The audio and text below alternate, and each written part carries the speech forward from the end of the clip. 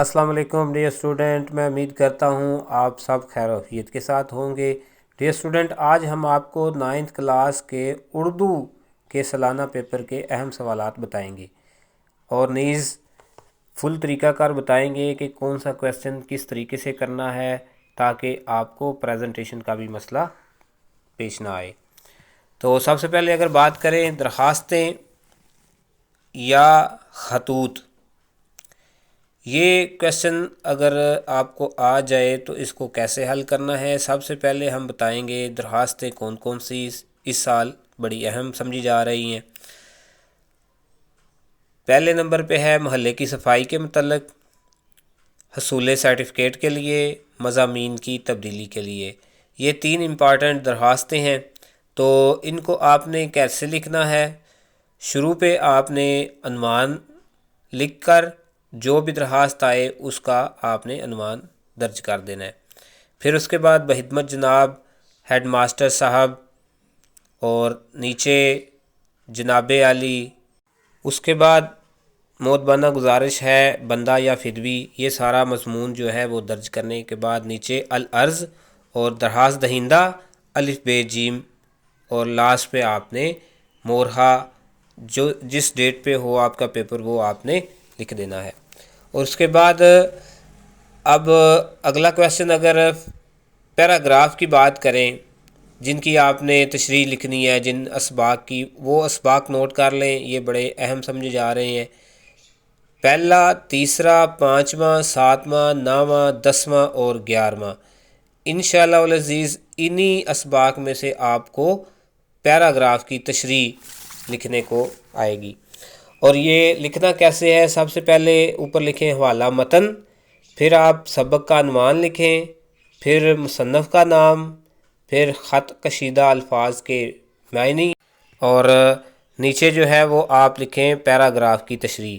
Paragraph شروع کرنے سے کس طرح شروع کرنا ہے یہ نوٹ فرما لیں۔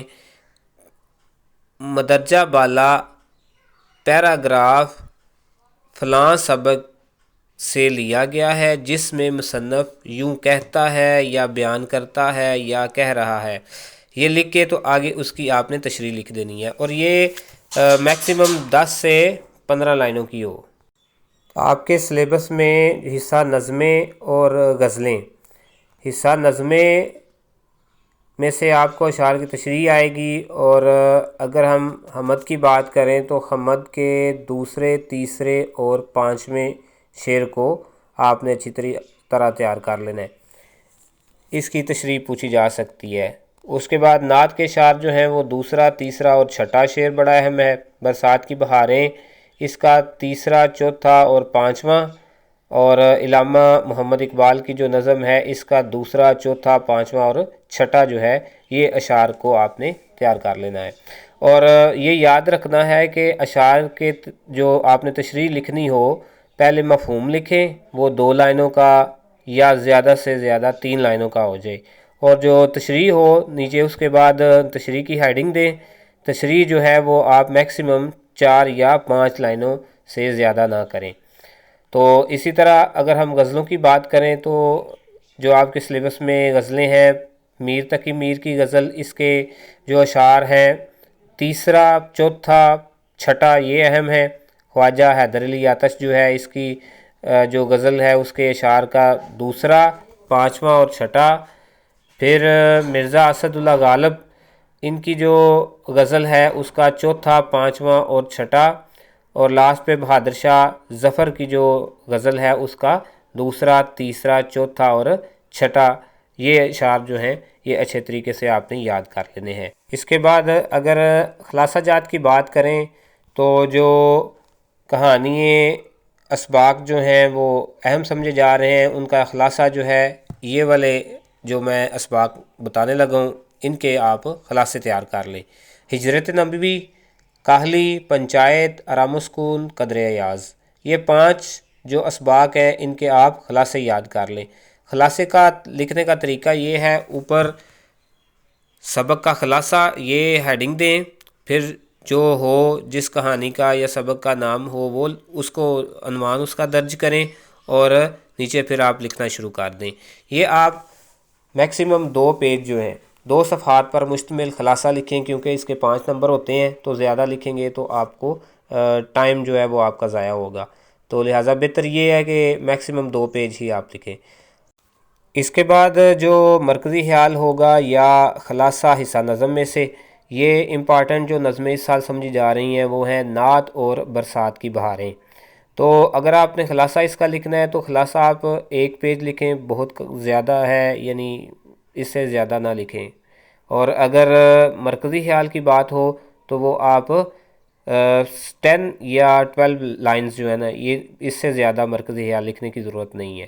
تو اس کا طریقہ بھی یہ ہے، اوپر مرکزی خیال لکھیں یا خلاصہ لکھیں، پھر جس نظم کا آپ نے لکھنا ہو اس کا عنوان دیں، ٹائٹل کا نام لکھیں، اور نیچے اس کے شاعر کا نام ضرور لکھیں، کیونکہ شاعر کا نام جو ہے وہ 1 نمبر کا ہوگا۔ تو اس کے بعد اگلا جو کویسچن ہے، اگر خطوط کی بات کریں یعنی درخواست کا طریقہ آپ کو پہلے بتا دیا ہے۔ اب خط لکھنے کا طریقہ یہ ہے، پہلے یہ نوٹ کر لیں کہ جو امپارٹنٹ خطوط ہیں وہ کون کون سے ہیں۔ والد کے نام خط جس میں نتیجے کی اطلاع ہو، چچا کے نام خط خیریت معلوم کرنے کے لیے، چھوٹے بھائی کے نام خط پڑھائی میں دلچسپی کے لیے تلقین کرنی ہو، چھوٹے بہن یا بھائی کے نام خط جس میں امتحان میں کامیابی کی اطلاع دینی ہو، بڑی بہن کے نام خط تاریخی عمارت کی سیر کے لیے، دوست کے نام خط ادھار دی گئی رقم واپس مانگنے کے لیے۔ یہ امپارٹنٹ خطوط ہیں، ان کو آپ نے اچھے طریقے سے تیار کر لینا ہے۔ خط لکھنے کا طریقہ یہ ہے، اوپر اس کا ٹائٹل دے دیں خط، پھر جو ہو اس کا عنوان لکھیں، اور پھر آپ نے لکھنا ہے آزمائش گاہ۔ آزمائش گاہ کے نیچے جس ڈیٹ کو آپ کا سالانہ پیپر ہو وہ ڈیٹ لکھ دیں۔ اس کے بعد آپ لکھیں، اگر والد صاحب کے نام ہے تو پیارے ابا جان، بھائی کا ہے تو پیارے بھائی جان، نیچے سلام لینے کے بعد مضمون کا سارا وہ خلاصہ لکھیں۔ اس کے اینڈ پہ آپ دعائیہ کلمات لکھیں، واسلام، فقط آداب، زیادہ آداب، اور نیچے جو ہے وہ آپ کا اگر والد صاحب کے نام ہے تو آپ کا بیٹا الف ب جیم، اگر دوست ہے تو اس کے لیے آپ کا مخلص، اور نیچے الف ب جیم لکھ دیں۔ تو لاسٹ پہ کہانیاں جو امپارٹنٹ اس سال سمجھی جا رہی ہیں وہ ہیں گدڑ کی مکاری، جس کا کام اسی کو ساجے، قوم کی خاطر ایثار، جھوٹ کی سزا، سچ کی برکت۔ یہ امپارٹنٹ اخلاقی کہانی ہے، اس کا لکھنے کا طریقہ بھی یہی ہے، اوپر اخلاقی کہانی کا عنوان دیں اور نیچے جو کہانی ہو اس کا نام لکھنے کے بعد سارا مضمون لکھ دیں، اور یہ آپ میکسیمم کوشش کریں کہ 1.5 پیج سے یعنی 1.5 جو ہے وہ پیج اس سے زیادہ نہ ہو، اور لاسٹ پہ نتیجہ ضرور لکھیے گا۔ اس سے آپ کو جو ہے وہ 5 میں سے 4 یا 5 بھی نمبر مل سکتے ہیں۔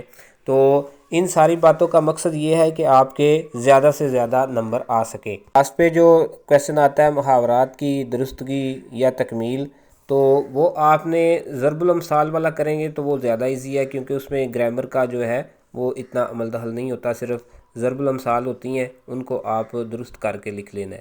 تو یہ سارا مکمل پیپر آپ کے ساتھ شیئر کیا ہے۔ اسٹوڈنٹ ہیں جن کو پہلے اس طریقہ کار کا پتہ نہیں تھا تو اس طریقے سے آپ فائدہ اٹھائیں تاکہ آپ پیپر میں اچھے نمبر لے سکیں۔ اور لاسٹ پہ جو بڑی امپارٹنٹ بات یہ ہے کہ آپ نے جو بھی حصہ کرنا ہے، حصہ اول ہے یا حصہ دوم، اس کو آپ نے جو ہی شروع کرنا ہے، چاہے پہلے حصہ اول کر لیں یا حصہ دوم کریں، تو جو حصہ آپ نے شروع کرنا ہے اس کو ضرور مکمل کرنے کے بعد دوسرا حصہ تب شروع کیجئے گا۔ اس طرح پیپر چیکر کو جو ہے وہ آسانی ہوتی ہے، تو وہ آپ کی مارکنگ بہتر کر سکتا ہے۔ تو میں امید کرتا ہوں کہ آج کی ویڈیو آپ کو ضرور پسند آئی ہوگی۔ مزید ویڈیو دیکھنے کے لیے ہمارا YouTube channel M F public school دیکھتے رہیے۔ اللہ حافظ۔